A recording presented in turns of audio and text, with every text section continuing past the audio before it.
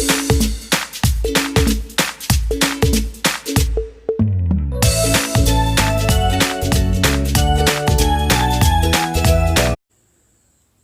Friends, मैं आशीष स्वागत करता हूं आपका एग्ज़ाम एक्सप्रेस में।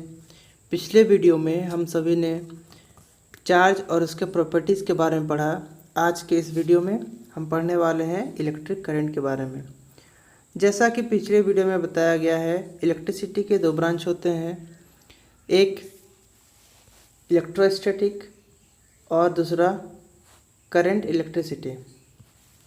तो इलेक्ट्रोस्टैटिक जो ब्रांच था वो चार्ज जब रेस्ट पे होता है उससे डील करता है, और जब चार्ज मोशन में आ जाता है तो उसे हम लोग करंट इलेक्ट्रिसिटी के अंदर में रखते हैं। तो इलेक्ट्रिक करंट का पहले डेफिनेशन पढ़ते हैं। Electric current is defined as the rate of flow of charge through cross section of wire. Charge तो आप लोग समझ ही चुके हैं, चार्ज क्या होता है, पॉजिटिव नेगेटिव चार्ज का बात करते हैं। और क्रॉस सेक्शन पहले समझते हैं, उसके बाद रेट का डिस्कशन करेंगे कि rate of flow of charge क्या होता है।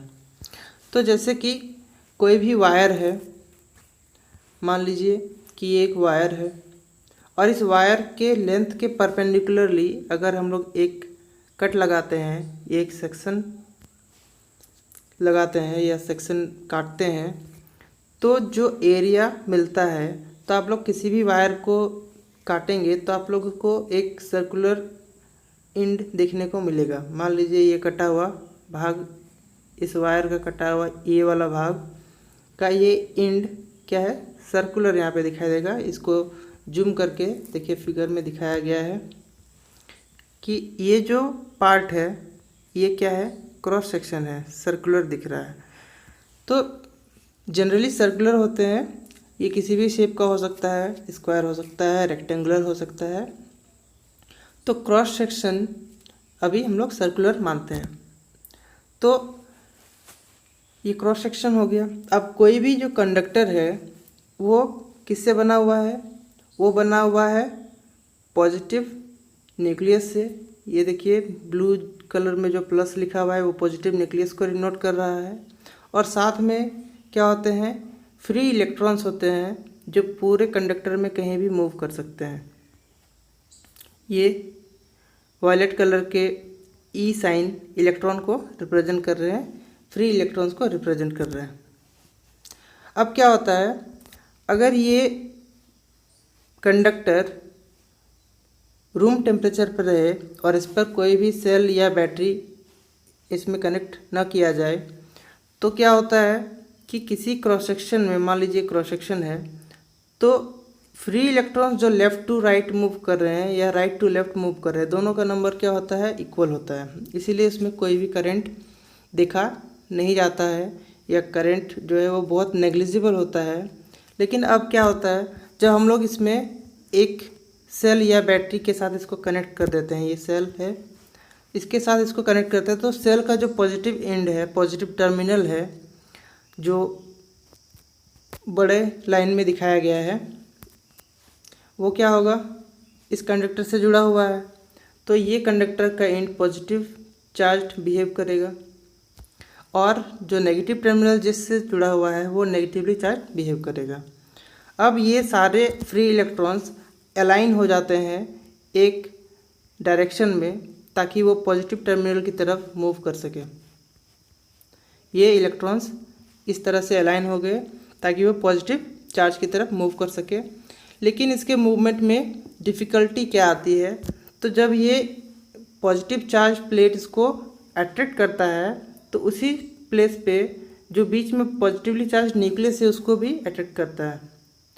इलेक्ट्रॉन्स को पॉजिटिव चार्ज न्यूक्लियस भी अट्रैक्ट करते हैं, और इस तरह से एक इलेक्ट्रॉन अपने पूरे फ्लो में कई पॉजिटिव न्यूक्लियस के साथ कोलाइड करता है, और इस तरह के मोशन को ड्रिफ्ट मोशन कहते हैं, या ड्रिफ्टिंग ऑफ इलेक्ट्रॉन्स कहते हैं। तो आप लोगों ने समझा कि इलेक्ट्रॉन्स कैसे फ्लो करते हैं। अब इनका रेट क्या होता है, तो फ्लो कौन कर रहे हैं, इलेक्ट्रॉन्स। यहाँ पे प्रोटॉन्स फ्लो नहीं कर रहे हैं, इलेक्ट्रॉन्स फ्लो कर रहे हैं, ठीक है, फ्री इलेक्ट्रॉन्स फ्लो कर रहे हैं, नेगेटिवली चार्ज पार्टिकल। तो अब मान लीजिए ये क्रॉस सेक्शन लेते हैं, तो इस क्रॉस सेक्शन में अगर हम लोग अपने आँख को टिका करके देखें तो इलेक्ट्रॉन्स इस क्रॉस सेक्शन के थ्रू 1 सेकेंड में कितने चार्ज पास होते हैं, इसी अमाउंट ऑफ चार्ज को क्या कहते हैं, करंट कहते हैं। इस क्रॉस सेक्शन में 1 यूनिट टाइम मतलब 1 सेकेंड में कितने चार्ज पास होंगे, इलेक्ट्रॉन्स नहीं, क्योंकि 1 कूलम चार्ज में बहुत सारे इलेक्ट्रॉन्स होते हैं। ये लगभग 6.25 इंटू 10⁻18 इलेक्ट्रॉन्स होते हैं। इतने इलेक्ट्रॉन मिलकर के 1 कूलम चार्ज को कंस्टिट्यूट करते हैं। ठीक है, तो इतने इलेक्ट्रॉन्स जब पास होंगे तभी वो 1 कूलम चार्ज कहलाएगा। इसलिए नंबर ऑफ इलेक्ट्रॉन्स नहीं लेते हम लोग, चार्ज का अमाउंट लेते हैं, मैग्नीट्यूड ऑफ चार्ज लेते हैं। ठीक है, तो इस क्रॉस सेक्शन से जितने चार्ज पास होंगे 1 सेकेंड में उसी को क्या कहेंगे, करंट कहेंगे। तो ये क्लियर हो गया होगा। अब देखते हैं, सपोज कि टी टाइम में क्यू चार्ज पास होते हैं। टी सेकेंड में कितने चार्ज पास हो रहा है, क्यू चार्ज पास हो रहा है। तो 1 सेकेंड में कितने चार्ज पास होंगे, Q by T. Unitary method है, सिंपल। ठीक है, तो I equal to Q by T. तो ये जो 1 सेकेंड में जितना चार्ज पास हो रहा है इसी को क्या कहते हैं, करंट। करंट को हम लोग I से डिनोट करते हैं, ये रहा I, और Q है अमाउंट ऑफ चार्ज और T है टाइम टेकन। तो T टाइम में अगर Q चार्ज पास होते हैं तो करंट का फॉर्मूला हो जाएगा I equal to Q by T. Okay, अब इस एक्सप्रेशन में 3 वेरिएबल है, I, Q और T। 3 वेरिएबल में से हमें किसी भी 2 वेरिएबल का वैल्यू अगर दिया जाए तो हम लोग तीसरा वैल्यू को अलजेब्रा के मेथड से एल्जेब्रिकली आराम से कैलकुलेट कर सकते हैं। अगर Q और T दिया रहे तो I कैलकुलेट हो जाएगा, I और Q दिया रहे तो T कैलकुलेट हो जाएगा, I और T दिया रहेगा तो Q कैलकुलेट हो जाएगा। ठीक है, नेक्स्ट देखते हैं हम लोग SI यूनिट में। करंट का एसेंट होता है एम्पियर, लेकिन ये सिर्फ रटने वाली चीज़ नहीं है।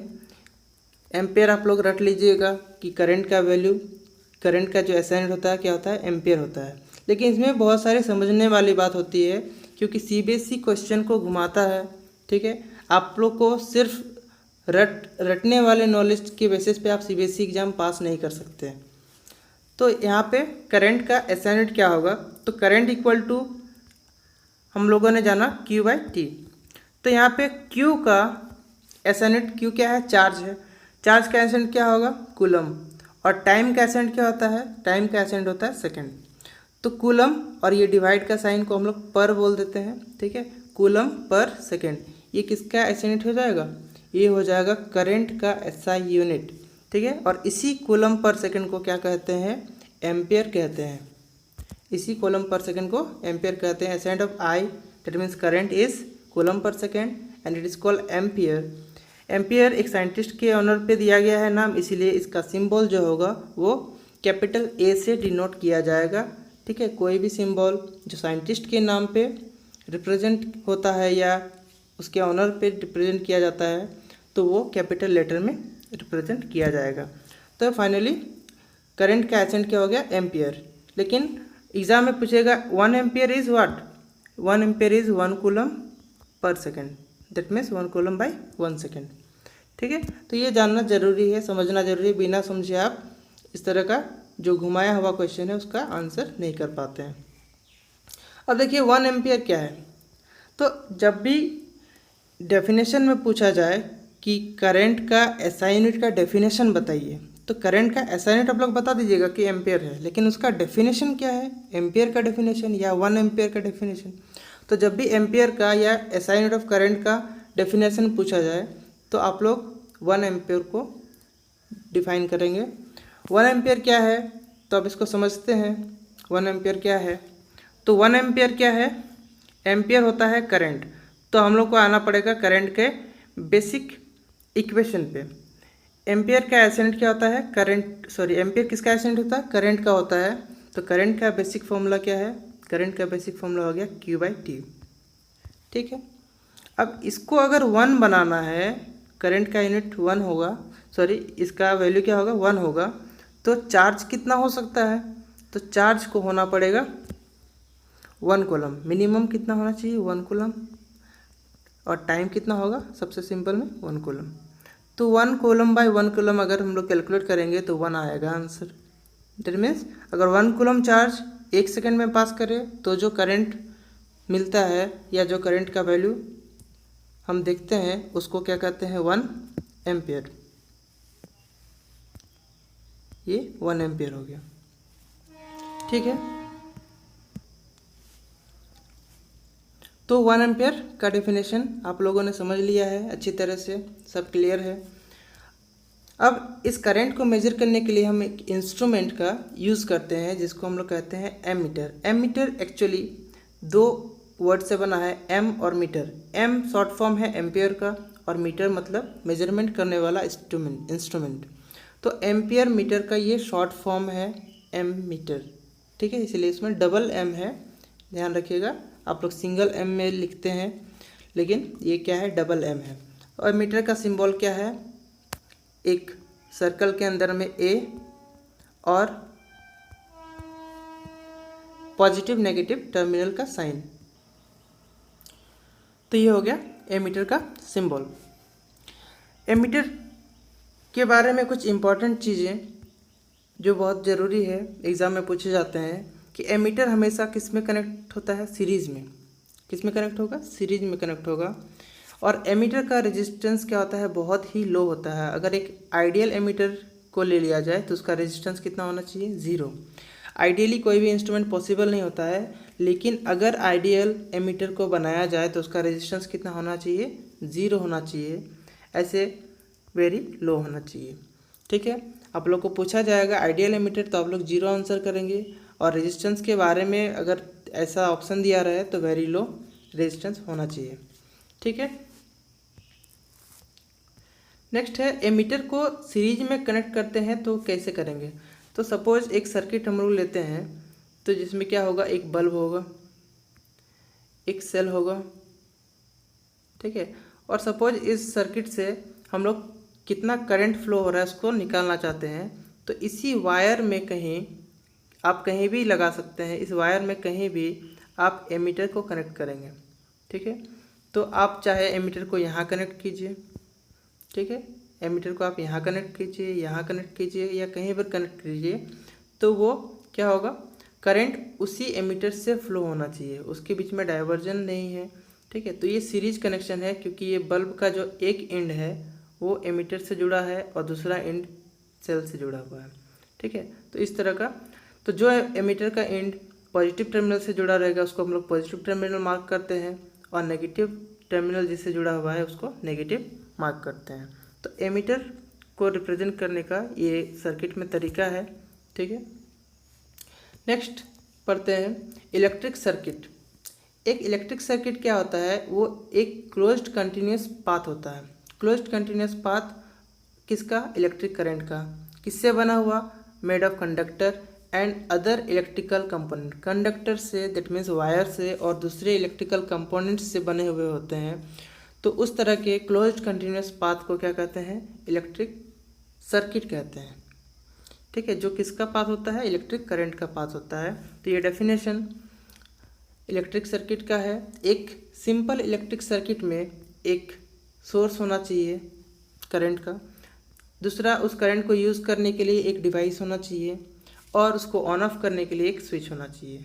स्विच ज़रूरी नहीं है, लेकिन मोस्ट इम्पॉर्टेंट ये दोनों चीज़ बहुत ज़रूरी है। किसी भी इलेक्ट्रिक सर्किट में 2 चीज़ें होना बहुत ज़रूरी है। एक सबसे सिंपल, जो सिंपलेस्ट इलेक्ट्रिक सर्किट होता है, उसमें एक सोर्स और एक उस सोर्स को यूज़ करने वाला होना चाहिए, ठीक है। अदरवाइज ये क्या होगा, शॉर्ट सर्किट हो जाएगा, ठीक है, ये पूरा वायर हीट हो जाता है। तो इस तरह से इलेक्ट्रिक सर्किट हम लोग कंस्ट्रक्ट कर सकते हैं। यहाँ पे स्विच ऑफ पोजीशन में है, ऑन पोजीशन में करने के लिए इसको कनेक्ट कर देते हैं, ठीक है, प्रेस करते हैं तो ये क्या हो जाता है, ऑन हो जाता है। नेक्स्ट है, अगर एक सर्किट पूरी तरह से क्लोज्ड है, कहीं पर टूटा हुआ ना हो, ठीक है, या कहीं से खुला हुआ ना हो, तो उसको हम लोग क्लोज्ड सर्किट बोलते हैं। अगर ये कहीं से खुला हुआ हो, जैसे यहाँ पर खुला हुआ है, ठीक है, तो इसको, ये कंटिन्यूस नहीं है, तो इसको हम लोग क्या बोलते हैं, ओपन सर्किट बोलते हैं। तो ओपन सर्किट मतलब ये ऑफ पोजीशन में है। क्लोज सर्किट मतलब क्या होता है, ऑन पोजीशन में। ठीक है, अब ये इलेक्ट्रिक सर्किट का कुछ कंपोनेंट देखेंगे। कंपोनेंट ऑफ इलेक्ट्रिक सर्किट, तो इसमें से सबसे पहला हम लोग कंपोनेंट देखते हैं, एक इलेक्ट्रिक सेल और बैटरी, दोनों एक साथ पढ़ते हैं, इलेक्ट्रिक सेल और बैटरी। एक सिंगल सेल जो होता है उसमें उसको रिप्रेजेंट करने के लिए उसमें दो टर्मिनल हम लोग लगाते हैं, एक बड़ा और एक छोटा। बड़े टर्मिनल पॉजिटिव टर्मिनल को रिप्रेजेंट करते हैं और छोटा टर्मिनल नेगेटिव टर्मिनल को रिप्रेजेंट करता है। इस तरह से इसको हम लोग कनेक्ट कर देते हैं, पॉजिटिव नेगेटिव। ये एक सेल का रिप्रेजेंटेशन हो जाता है। अगर आप बहुत सारे सेल को कंबाइन करते हैं एक साथ तो उसको हम लोग क्या कहते हैं, battery. Battery is a combination of cell. एक बैटरी का जो सिंबल होगा उसमें बहुत सारे सेल लगे रहेंगे, लेकिन ध्यान देने वाली बात है कि इसका नेगेटिव टर्मिनल दूसरे सेल के एडजेसेंट सेल के पॉजिटिव टर्मिनल के साथ कनेक्ट होना चाहिए। उसी तरह से ये फिर अगला सेल का पॉजिटिव से, फिर ये अगला सेल का पॉजिटिव टर्मिनल से इस तरह से कनेक्ट होना चाहिए। मतलब सेम टर्मिनल कनेक्ट नहीं होना चाहिए। ऐसा नहीं कि कोई सेल में इस तरह से नेगेटिव है और फिर यहाँ पर नेगेटिव ही कनेक्ट कर दिए, तो नेगेटिव का नेगेटिव से कनेक्शन ये एक रॉन्ग कनेक्शन हो जाता है। इस तरह के बैटरी का रिप्रेजेंटेशन जो होता है वो गलत होता है। ठीक है, दूसरा जो इम्पोर्टेंट बात है, बैटरी के बीच में कहीं पर भी इस तरह से गैप नहीं होना चाहिए। जैसे यहाँ पर ये नेगेटिव टर्मिनल इस पॉजिटिव टर्मिनल के साथ कनेक्टेड नहीं है, ये यहाँ पर क्या होना चाहिए, कनेक्टेड होना चाहिए। इस तरह से कनेक्टेड होगा तभी ये बैटरी का एक करेक्ट रिप्रेजेंटेशन होगा। तो सेल और बैटरी आप लोग समझ चुके हैं। नेक्स्ट जो इक्विपमेंट है और कंपोनेंट है वो है की और प्लग की। एक प्लग की जो होता है, लैब में प्लग की क्या होता है, एक ब्रास का, दैट मीन्स पीतल का एक एपरेटस होता है। ठीक है, जो सर्किट को ओपन और क्लोज करने में हेल्प करता है। इस तरह से 3D होता है। इस तरह से एक ब्रास का होता है, यहाँ पर टर्मिनल बने होते हैं, स्क्रू लगे रहते हैं यहाँ पे ताकि हम लोग इससे वायर को कनेक्ट कर सकें। और एक प्लग होता है अलग से। इस प्लग को हम लोग क्या करते हैं, इस गैप में इंसर्ट करते हैं। इसका जो ये पिन है नीचे का वो काफ़ी बड़ा रहता है, ये गैप थोड़ा सा छोटा होगा यहाँ पर। ठीक है, ताकि ये जब प्लग को यहाँ पर हम लोग इंसर्ट करते हैं, इस प्लग को यहाँ पर, तो क्या होगा, इस दोनों एंड के बीच में कनेक्शन आ जाता है इस मेटेलिक पार्ट से। ठीक है, ऊपर का पार्ट क्या होता है, इंसुलेटर होता है। ठीक है, तो ये हो जाएगा। जब हम लोग इस प्लग को यहाँ पर इंसर्ट करेंगे तो ये ऑन हो जाएगा। ठीक है, तो इस तरह से हम लोग स्विच का रिप्रेजेंटेशन जो होता है वो इस ब्रास के दो एंड के लिए दो ब्रैकेट को यूज़ करते हैं और प्लग के लिए डॉट का यूज़ करते हैं। तो रिप्रेजेंटेशन देखिए कुछ इस प्रकार होता है कि अगर ब्रैकेट के बीच में डॉट है तो ये ऑन कहलाता है या क्लोज्ड कहलाता है। ठीक है, अगर ब्रैकेट के बीच में डॉट नहीं है तो ये ऑफ कहलाएगा या फिर ओपन कहलाएगा। ऑफ का मतलब क्या होता है, ओपन। ठीक है, ये ओपन हो गया, ये हो गया ओपन और ये हो गया क्लोज्ड।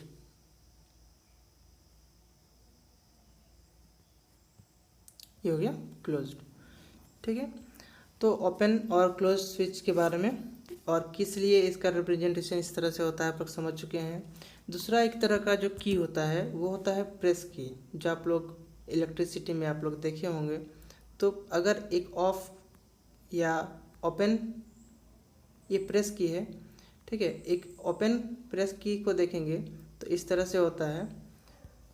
ठीक है, ये यहाँ पर ये हो गया आपका ओपन।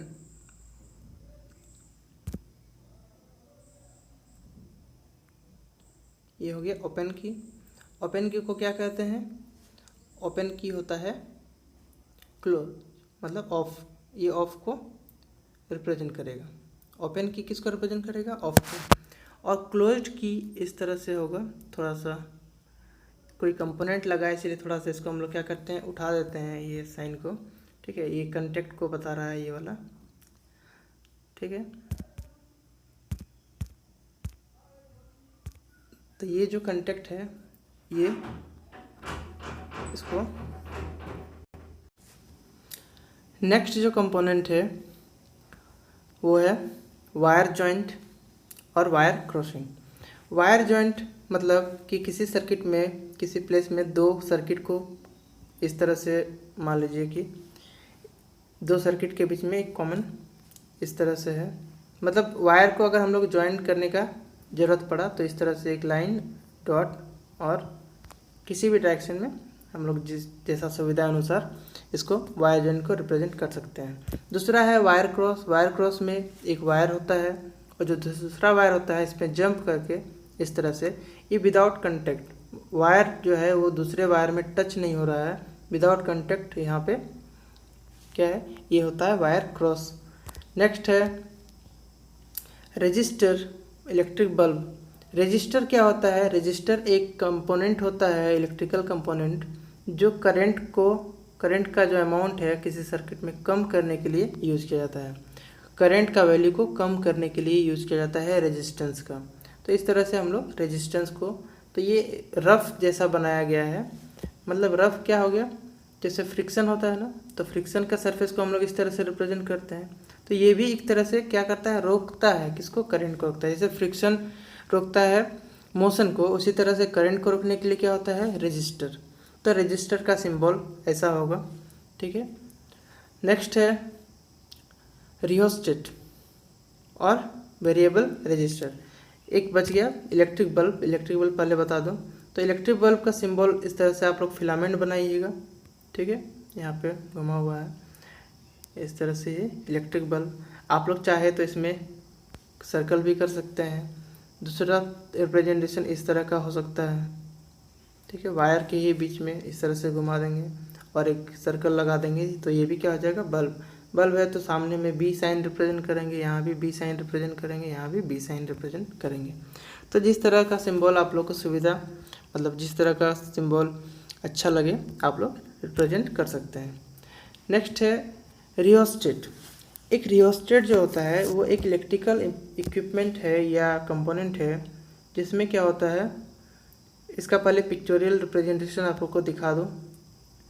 तो ये स्टैंड है, एक सर्कुलर कॉइल होता है कॉपर वायर का, इसके ऊपर में एक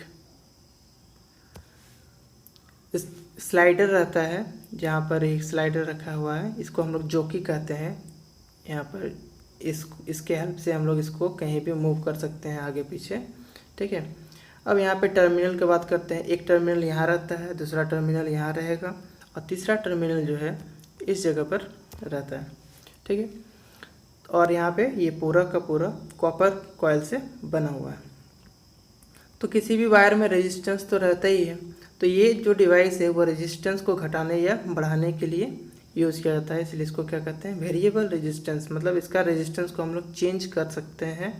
ठीक है, अब देखिए, मान लीजिए कि इस टर्मिनल को कनेक्ट किया गया और इस टर्मिनल को कनेक्ट किया गया।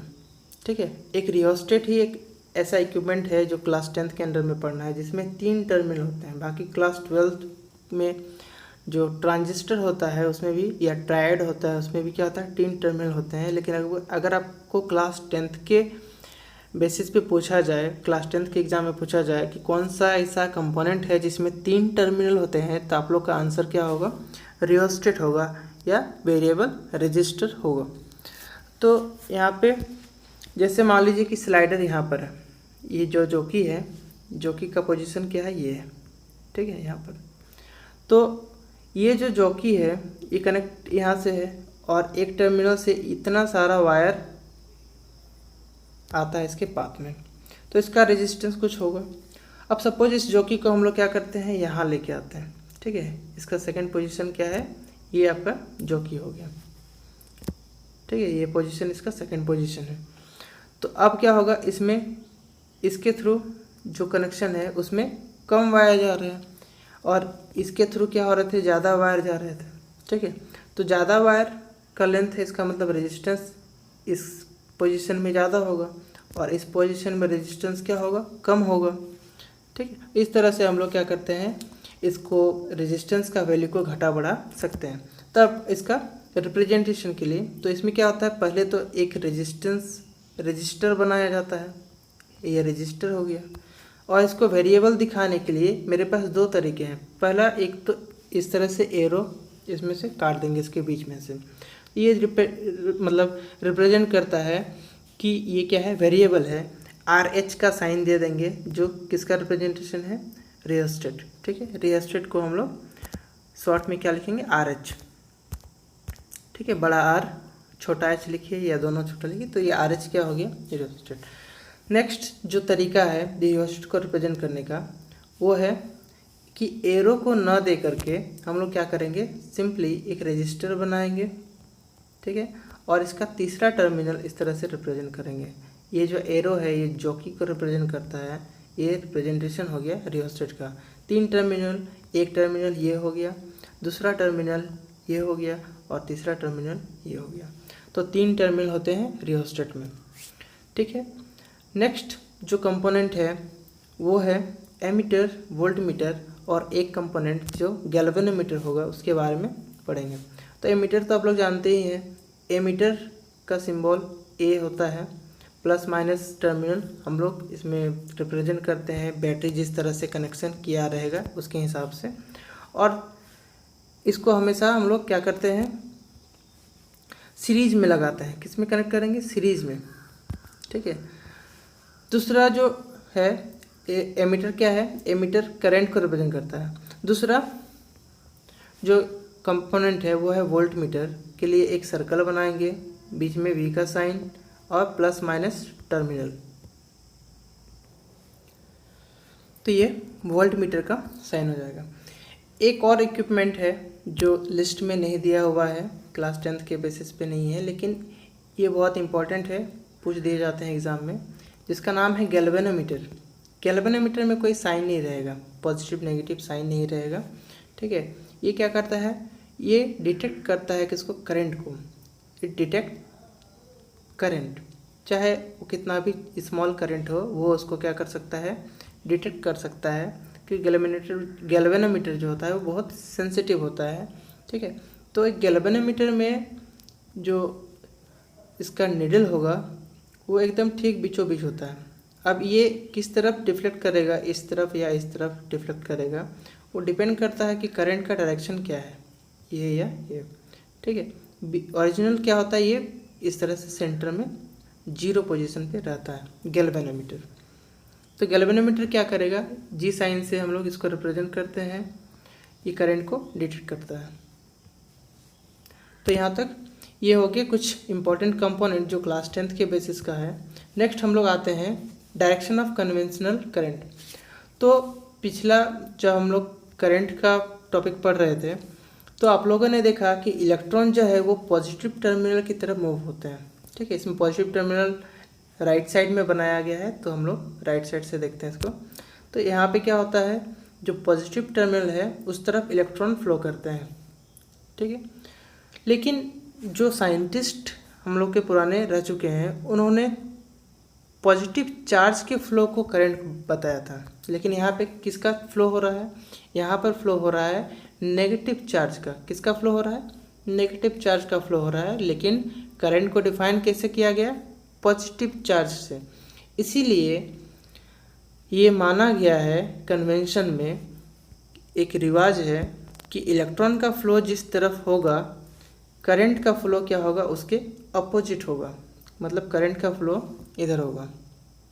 ठीक है, इलेक्ट्रॉन का फ्लो किधर होता है, तो नेगेटिव टर्मिनल से पॉजिटिव टर्मिनल। ये नेगेटिव टर्मिनल है सेल का, ये वाला। ठीक है, ये वाला नेगेटिव टर्मिनल है और ये क्या है, पॉजिटिव टर्मिनल है। तो नेगेटिव टर्मिनल से पॉजिटिव टर्मिनल की ओर क्या होगा, इलेक्ट्रॉन का फ्लो होगा। लेकिन करंट किधर मानेंगे, करंट मानेंगे पॉजिटिव टर्मिनल से नेगेटिव टर्मिनल। ये पॉजिटिव है तो पॉजिटिव टर्मिनल से नेगेटिव टर्मिनल क्या होगा, करंट का फ्लो होगा। इसी करंट को हम लोग कन्वेंशनल करंट भी बोल सकते हैं या सिंपली करंट भी बोल सकते हैं। क्या बोलेंगे, करंट या कन्वेंशनल करंट। तो डायरेक्शन समझ में आ गया।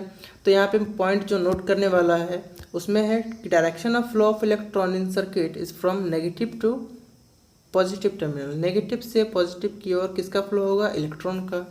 और कन्वेंशनल करंट का फ्लो किधर होगा? करंट का डायरेक्शन क्या होगा? तो डायरेक्शन जो होगा वो पॉजिटिव टर्मिनल से नेगेटिव टर्मिनल की ओर होगा। पॉजिटिव से नेगेटिव होगा करंट का, मतलब आई का।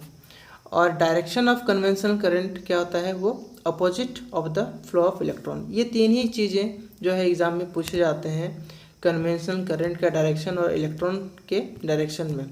ठीक है, अब देखिए कि किसी भी चीज़ को फ्लो होने के लिए, जैसे मान लीजिए कि एक विंड लेते हैं, ठीक है, विंड को फ्लो होने के लिए किसका डिफरेंस होना ज़रूरी है? तो विंड कैसे फ्लो होता है? हाई प्रेशर से लो प्रेशर में फ्लो होता है। ठीक है, तो यहाँ किसी न किसी चीज़ का डिफरेंस है। उसी तरह से अगर वाटर का फ्लो हम लोग ले, ठीक है, तो वाटर कहाँ से फ्लो होगा? तो हाई लेवल से क्या होता है? लो लेवल की ओर फ्लो होता है। कभी भी लो से हाई नहीं जाता है। ठीक है, हमेशा क्या होगा? लो से हाई जाएगा। ठीक है, कहाँ से कहाँ जाएगा? लो से, सॉरी, हाई से लो जाएगा। ठीक है, लो से हाई कभी भी फ्लो नहीं हो सकता है। ठीक है, ये पॉसिबल नहीं है। उसी तरह से करंट का फ्लो होने के लिए एक क्वांटिटी का डिफरेंस होना चाहिए जिसका नाम है इलेक्ट्रिक पोटेंशियल। तो उसमें जब डिफरेंस होगा तभी करंट फ्लो हो पाएगा, अदरवाइज करंट फ्लो नहीं हो पाएगा। तो नेक्स्ट टॉपिक हम लोग पढ़ेंगे इलेक्ट्रिक पोटेंशियल के बारे में और इलेक्ट्रिक पोटेंशियल डिफरेंस के बारे में। ठीक है, उसके बाद हम लोग पढ़ेंगे ओम्स लॉ।